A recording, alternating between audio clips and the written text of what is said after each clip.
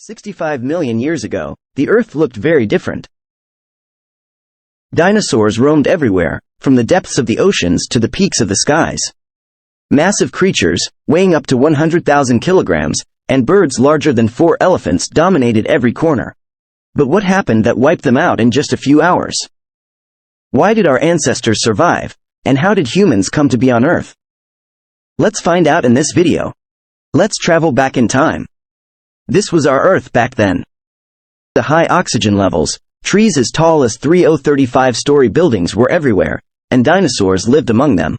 Here is the 8-story tall Argentinosaurus, which could devour entire forests in a day. The Earth appeared quite different. Here are the chalk deserts, where it hadn't rained for millions of years, yet dinosaurs thrived. This is our India moving towards Asia. At that time, the Indian land was filled with lava, home to the mighty Rajasaurs. The scene here was unique, with creatures as long as 7 buses and crabs as big as humans. In the vast American deserts, titanosaurs, weighing as much as 20 elephants and taller than 8-story buildings, gathered to breed.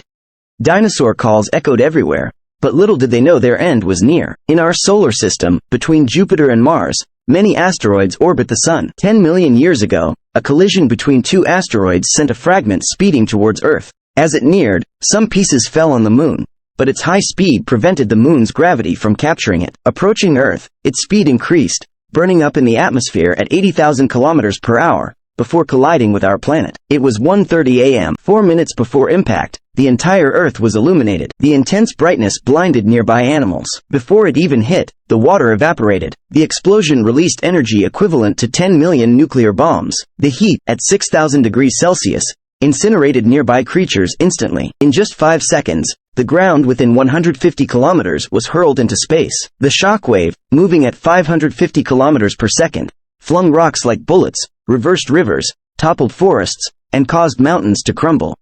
Moments later, a scorching wave melted the flying rocks into lava, evaporated water instantly, boiled the oceans, and dried forests. This was only the beginning. Tons of debris shot into space, which rained back down, igniting fires across kilometers.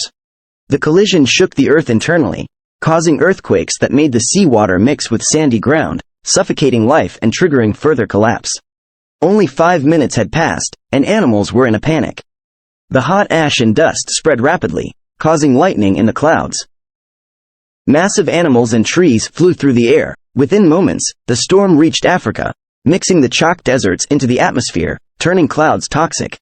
The collision propelled ocean water higher than clouds, causing a devastating flood.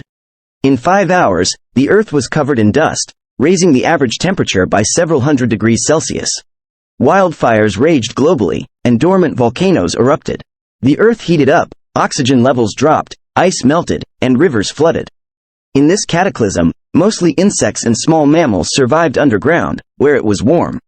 Most of Earth's 70% life forms went extinct. Some dinosaurs survived, either because they were small or found shelter in caves.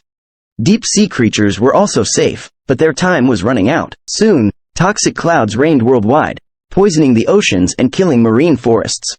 The flower-covered Earth was cooling, and within months, it was covered in ice. Our ancestors, who had adapted to hiding from dinosaurs, eating anything, and surviving on low oxygen, lived underground. There was warmth and a world of small creatures beneath the surface.